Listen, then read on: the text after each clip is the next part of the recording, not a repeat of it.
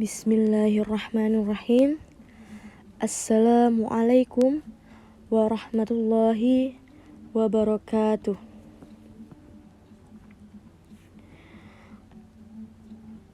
Salam sejahtera buat kita semua. Pada kesempatan kali ini, saya akan menjelaskan tentang bab promosi diri dengan mata pelajaran Bahasa Indonesia paket C setara SMA atau MA kelas 12. Sebelum masuk pada bagian bab promosi diri, saya akan mempromosikan diri saya terlebih dahulu. Saya Desti Oktavia SGZ selaku guru tutor dari PKBM Manarul Ilmi Inhil. Apa kabar teman-teman PKBM Manarul Ilmi Inhil yang senantiasa belajar dari rumah? Semoga selalu semangat dan diberikan kesehatan. Baiklah teman-teman, sebelum kita masuk ke dalam pembelajaran, ada baiknya kita berdoa terlebih dahulu. Berdoa menurut kepercayaan dan agama masing-masing. Baiklah, sebelum masuk ke dalam bab promosi diri, saya akan menjelaskan tujuan pembelajaran terlebih dahulu. Yang pertama, teman-teman mampu memahami sistematika atau bagian-bagian surat lamaran pekerjaan. Jadi, diharapkan setelah selesai materi, teman-teman sudah bisa memahami sistematika atau bagian-bagian dari surat lamaran pekerjaan tersebut. Yang kedua, memahami isi surat lamaran pekerjaan. Nah, setelah ini, teman-teman semua sudah bisa dan sudah mampu untuk memahami apa saja isi surat-surat lamaran pekerjaan tersebut. Yang ketiga, memahami unsur-unsur surat lamaran pekerjaan. Nah, jadi setelah selesai pembelajaran, teman-teman sudah ingat apa saja unsur-unsur yang terletak di dalam surat lamaran pekerjaan dan bagaimana cara yang baik untuk melakukan unsur-unsur tersebut. Yang terakhir, mampu menyajikan simpulan isi, unsur-unsur, dan sistematika surat lamaran pekerjaan. Nah, nanti teman-teman diharapkan sudah mampu untuk menyajikan simpulan isinya. Bagaimana simpulan isi dari surat lamaran pekerjaan? Bagaimana unsur-unsur yang terdapat di dalamnya? Dan bagaimana sistematika penulisan surat lamaran pekerjaan yang baik dan benar.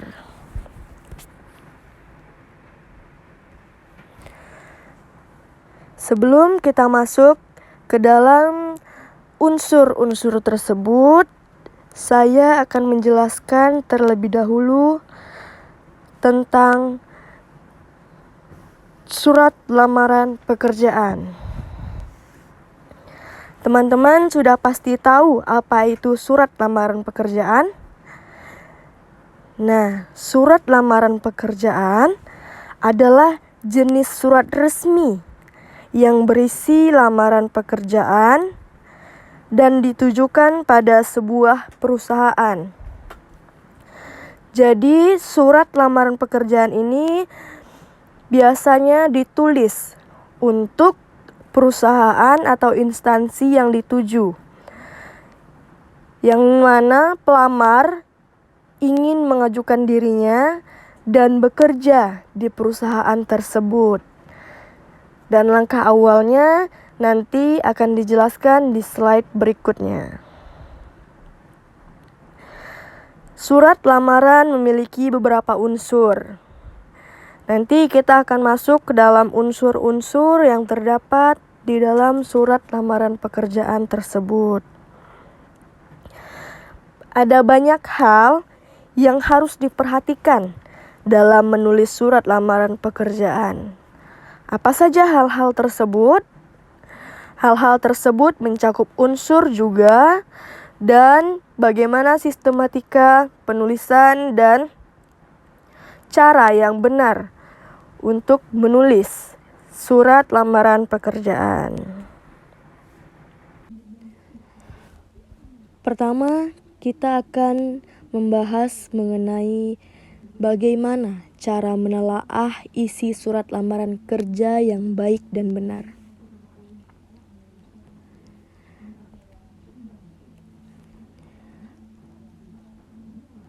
Pernahkah Anda membayangkan bagaimana cara memulai sebuah pekerjaan? Nah, proses pertama yang perlu dilakukan itu adalah mencari informasi tentang kesempatan pekerjaan atau yang sering dikenal dengan lowongan pekerjaan. Nah, informasi lowongan pekerjaan ini biasanya termuat dalam berbagai surat kabar atau koran, majalah, iklan. Iklan yang ini bisa disebut sebagai iklan di dalam radio mungkin atau di dalam televisi. Nah, informasi lainnya juga dapat diperoleh dari brosur atau leaflet yang dikeluarkan oleh sebuah lembaga atau perusahaan. Selain itu, beberapa orang memperoleh informasi lowongan kerjanya dengan cara menanyakan langsung ke pihak terkait.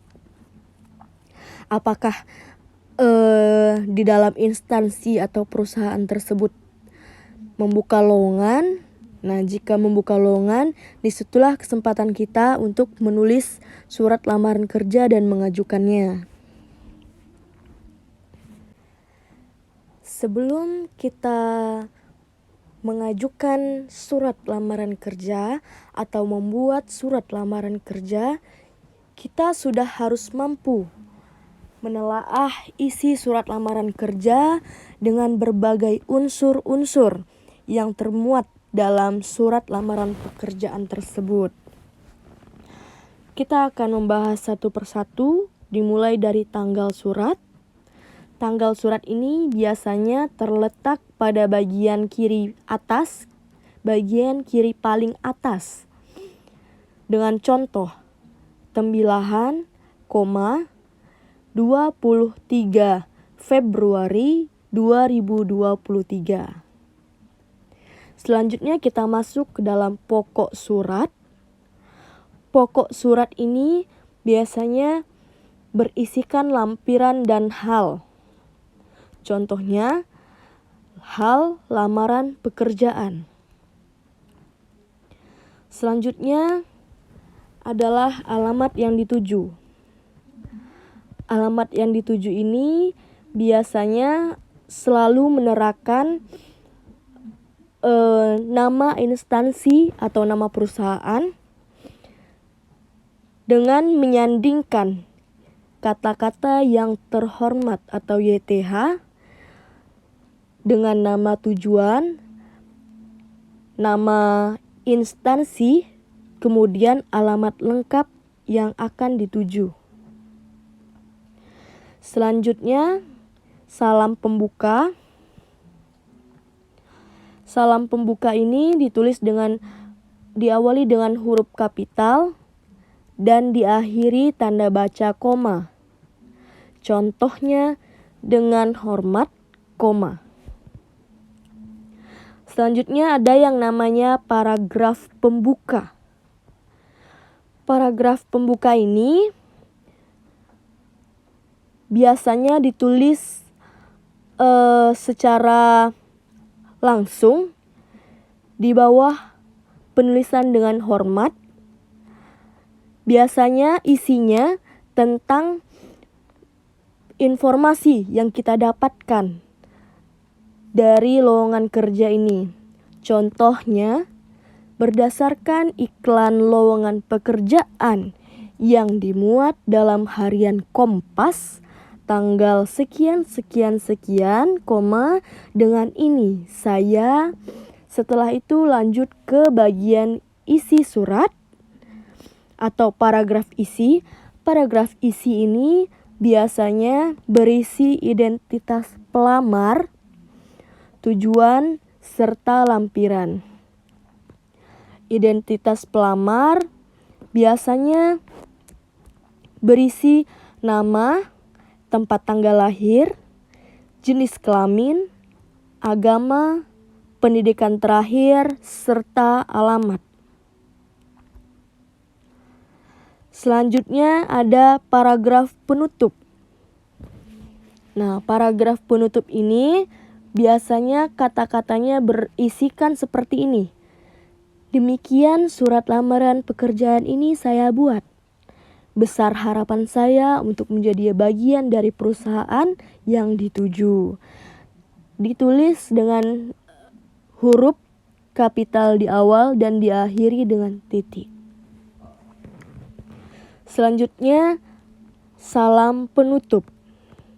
Salam penutup biasanya bersanding dengan tanda tangan di bawahnya.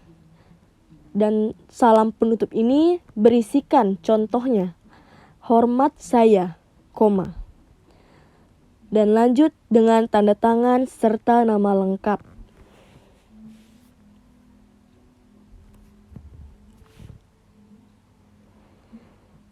Berdasarkan jenisnya, lowongan pekerjaan itu terbagi menjadi 2 jenis. Yang pertama ada yang namanya model gabungan. Model gabungan ini adalah surat lamaran pekerjaan yang digabungkan dengan riwayat hidupnya. Contohnya, setelah surat lamaran dibuat, biasanya setelah identitas atau data pribadi itu digabungkan dengan riwayat hidupnya seperti pendidikan, pengalaman kerja, atau keterangan lainnya. Dibuat menjadi 1 lembar dan digabung dengan surat lamaran tersebut. Nah, jenis yang lainnya ada yang namanya model terpisah. Model terpisah ini adalah surat lamaran pekerjaan yang dipisahkan dengan riwayat hidup. Biasanya di dalam surat lamaran pekerjaannya diterakan lampiran apa saja yang akan diterakan di belakang surat lamaran pekerjaan tersebut. Jadi tidak menyatu dengan surat lamaran itu. Hanya diterakan apa saja yang ingin dilampirkan dan dilampirkan di dalam atau di belakang surat lamaran pekerjaan, tidak digabung. Seperti itu ya. Selanjutnya ini adalah contoh surat lamaran pekerjaan. Nah, bisa dilihat dia nama Abdul Khaidir ini tidak menggabungkan surat lamaran pekerjaannya dengan riwayat hidupnya. Karena di situ tertera, saya lampirkan daftar riwayat hidup, fotokopi ijazah SMA, fotokopi KTP, fotokopi sertifikat kursus komputer, 2 lembar pas foto terbaru ukuran 4x6 cm, SKCK, dan pengalaman kerja. Artinya, di dalam map yang akan dia serahkan, Abdul Khaidir ini melampirkan atau menambahkan surat-surat berkas-berkas yang seperti ditulisnya di dalam surat lamaran pekerjaannya yang akan dilampirkannya. Bisa dilihat dulu ya contohnya.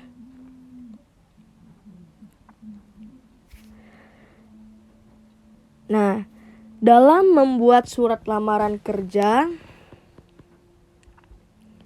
Unsur-unsur yang perlu diperhatikan dalam kebahasaannya untuk menulis surat lamaran pekerjaan itu. Yang pertama adalah menggunakan bentuk surat standar. Selanjutnya, menggunakan kata pengantar yang jelas, singkat, informatif, dan tepat sasaran. Jadi tidak perlu kata atau kalimat yang panjang, hanya perlu yang jelas tapi mengenai poin tersebut. Selanjutnya, menggunakan bahasa yang formal. Jadi harus menggunakan bahasa yang formal atau yang baku sesuai Bahasa Indonesia, Kamus Besar Bahasa Indonesia.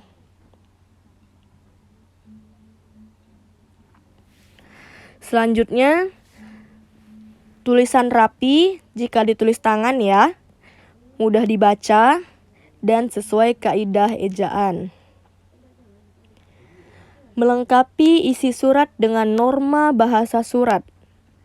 Seperti yang telah dijelaskan sebelumnya, ada penulisan tanggal, alamat, salam pembuka, nama lengkap, salam penutup, tanda tangan, dan lain-lain. Itu harus sesuai dengan penulisan surat lamaran kerja, di mana kapitalnya, di mana tanda koma dan tanda titiknya bisa dilihat pada contoh sebelumnya.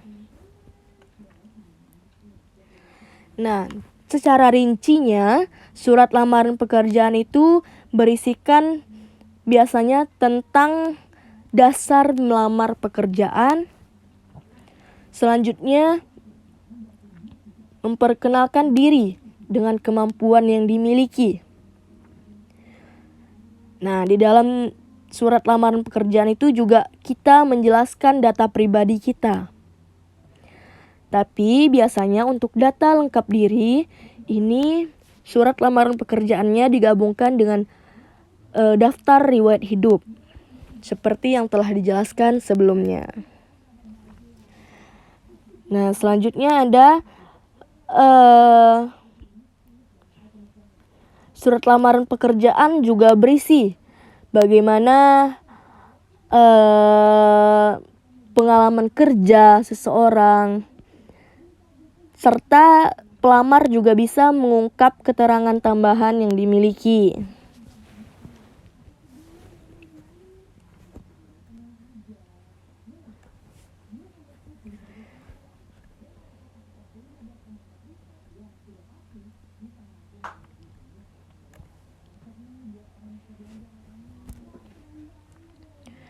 Nah, unsur lainnya yang digunakan dalam surat lamaran pekerjaan yaitu menggunakan kata sapaan bapak atau ibu. Itu perlu diperhatikan ya dalam penulisan surat lamaran pekerjaan. Selanjutnya, menggunakan kalimat perintah. Kalimat perintah yang seperti apa? Ini biasanya kalimat harapan. Contohnya, seperti yang sudah diterakan di slide sebelumnya, di situ ada kalimat, saya berharap Bapak atau Ibu bersedia meluangkan waktunya untuk memberikan kesempatan wawancara. Atau besar harapan saya untuk dapat bergabung di perusahaan Bapak atau Ibu. Selanjutnya, menggunakan kalimat yang sopan. Kalimat yang sopan itu seperti apa? Contohnya dengan hormat tadi yang diterangkan di awal sebelum slide ini.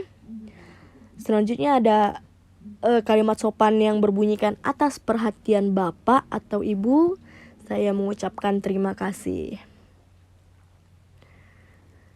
Selanjutnya menggunakan kalimat persuasif. Kalimat persuasif ini contohnya, saya adalah seseorang yang jujur, mau bekerja dan mau bekerja keras, bisa bekerja dalam tim dan bisa berbahasa Inggris dengan aktif. Nah, biasanya kalimat persuasif ini digunakan untuk meyakinkan suatu instansi atau perusahaan. Jadi ini juga salah satu hal yang wajib ditulis di dalam surat lamaran pekerjaan.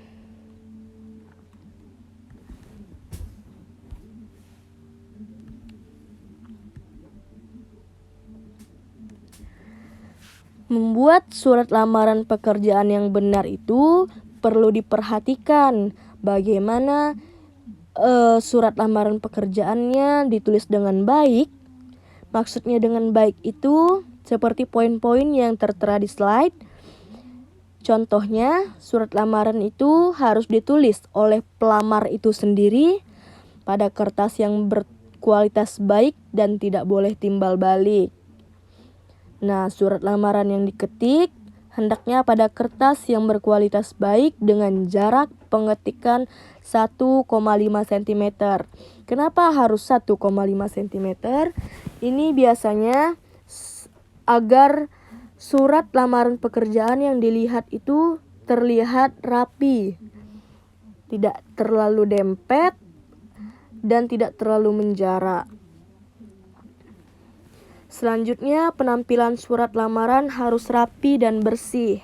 Artinya tidak boleh ada noda atau ada kotoran yang menempel di surat tersebut atau di kertas tersebut. Pelamar pekerjaan juga harus mempromosikan dirinya secara wajar dengan cara menyebutkan kualifikasi agar kemampuannya tergambar secara jelas. Ini hampir sama dengan kalimat persuasif. Namun yang dijelaskan di sini artinya mempromosikan dirinya secara wajar itu tidak berlebihan. Maksudnya tidak ada kebohongan di dalamnya atau agar terlihat sangat menarik. Jadi kata-katanya terlalu dibuat-buat atau berbohong tadi ya. Jadi hendaknya jujur dan benar apa adanya, seperti itu.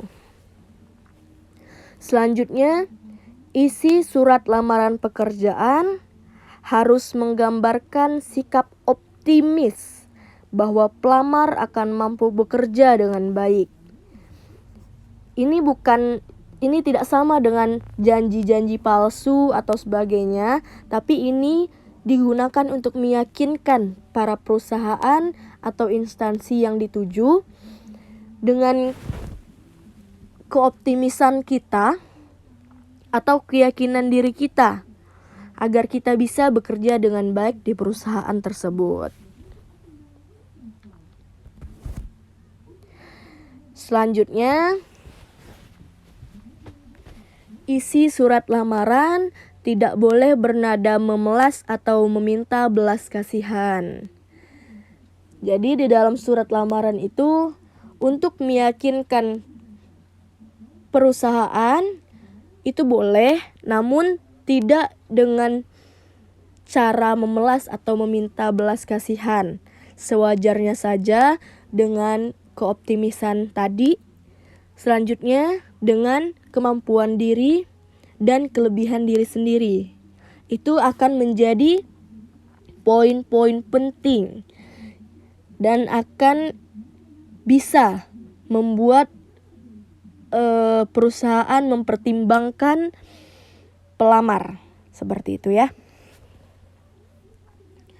Selanjutnya memperhatikan sapaan yang digunakan. Ini sudah dijelaskan tadi. Bapak atau ibu itu biasanya selalu dipakai dalam surat lamaran pekerjaan. Ini juga digunakan jika pelamar tujuannya untuk instansi pemerintah atau perusahaan swasta nasional. Ada pula bahasa atau sapaan yang digunakan dengan menggunakan sapaan tuan. Nah, tuan ini biasanya ditujukan untuk perusahaan swasta asing. Seperti itu ya. Bahasa yang digunakan harus komunikatif dan sopan. Jadi bagaimana bisa diterima di perusahaan gitu jika tidak menggunakan bahasa yang sopan. Maka dari itu bahasa itu sangat penting.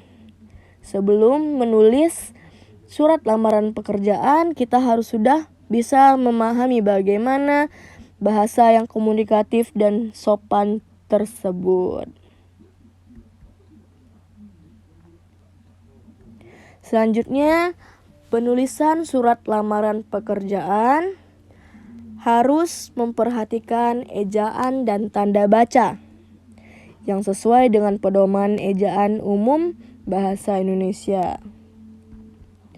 Jadi, saat kita menulis surat lamaran pekerjaan, kita juga harus memperhatikan bahasanya. Apakah bahasa yang kita gunakan sudah baku atau sudah sesuai dengan pedoman ejaan umum bahasa Indonesia. Seperti itu ya. Nah, unsur-unsur tersebut adalah unsur-unsur yang sangat penting dalam penulisan surat lamaran pekerjaan. Nah, selain unsur-unsur yang telah saya jelaskan, unsur-unsur itu dibarengi atau diiringi dengan hal-hal seperti pelamar yang menulis kepada pihak lembaga atau yang dituju kepada pihak lembaga atau perusahaan. Pelamar juga mendapatkan informasi berdasarkan informasi lowongan kerja yang ada. Selanjutnya juga pelamar menggunakan bahasa yang formal seperti yang telah dijelaskan. Di dalam surat lamaran pekerjaan juga berisi informasi pribadi pelamar dan kedudukan atau jabatan yang diinginkannya. Jadi di dalam surat lamaran kerja ini kita juga bisa menuliskan jabatan yang kita inginkan. Seperti itu. Atau jika ada biasanya tertera di dalam informasi lowongan kerja jabatan apa yang lagi kosong atau jabatan apa yang lagi dicari. Nah, biasanya itu bisa kita isi di bagian tersebut untuk besar peluang agar diterima di perusahaan tersebut. Baiklah, sebelum kita mengakhiri sesi pembelajaran kita pada hari ini, saya akan membacakan kesimpulan dari apa yang telah kita pelajari pada hari ini. Yang pertama, surat lamaran pekerjaan dibuat oleh seseorang untuk mengajukan permohonan yang berkaitan dengan lowongan pekerjaan di suatu perusahaan atau instansi. Seperti yang telah kita pelajari sebelumnya, surat lamaran itu adalah langkah awal bagi pelamar untuk mengajukan dirinya sebagai seseorang pelamar dan dengan harapan agar bisa diterima dalam suatu perusahaan atau instansi yang dituju. Yang kedua, surat lamaran pekerjaan ini memiliki unsur-unsur seperti yang telah kita pelajari. Selanjutnya, surat lamaran pekerjaan juga memiliki sistematika. Jadi bagi siapa saja yang ingin menulis surat lamaran pekerjaan, itu ada sistematika tertentu dalam penulisan surat lamaran pekerjaan tersebut. dan memiliki ciri kebahasaan tertentu. Selanjutnya, surat lamaran pekerjaan itu ditulis menggunakan bentuk surat standar. Dan jangan lupa menggunakan surat atau kertas yang bersih serta rapi, tanpa noda, tanpa coretan, dan typo. Selanjutnya, bahasa yang digunakan dalam surat lamaran pekerjaan adalah bahasa formal dan sopan. Ini jangan sampai ketinggalan. Artinya, kita harus memahami ejaan-ejaan bahasa atau kaidah bahasa Indonesia yang benar. Dan kita harus menulis secara baku dalam surat lamaran pekerjaan tersebut. Yang terakhir, surat lamaran pekerjaan ditulis dengan rapi, mudah dibaca, dan sesuai kaidah ejaan yang benar, seperti yang telah kita pelajari sebelumnya. Baiklah, sekian penjelasan dari saya. Semoga bisa bermanfaat. Selamat belajar dan tetap semangat bagi teman-teman. Sekian dan terima kasih. Wabillahi taufiq wal hidayah. Wassalamualaikum warahmatullahi wabarakatuh.